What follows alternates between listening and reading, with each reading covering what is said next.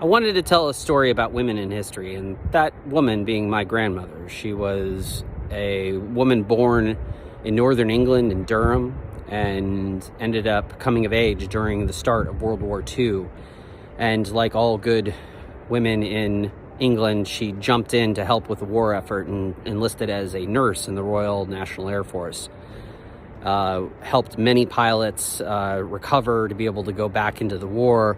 In fact, one of the jobs that they had was that they would be on trains and the Nazis would come down and machine gun the trains with airplanes, and my grandmother and the nurses that were with them were trained to jump on top of the pilots to become human shields to protect them, to make sure that they could get back into the air and fight the Nazis.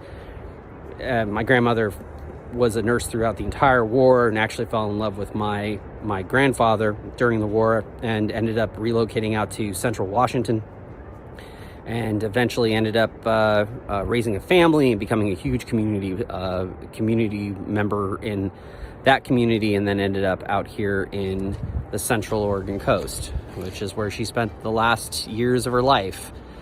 And yeah, she was a remarkable woman.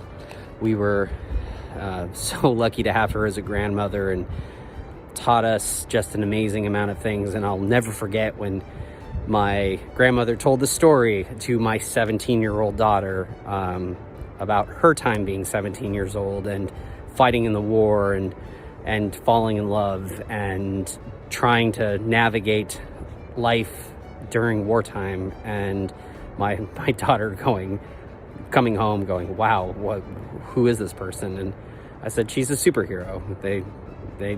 They don't make them that way anymore. So she was an amazing figure and an incredible role model, and somebody that needs to be remembered, and it was an important part of saving the world.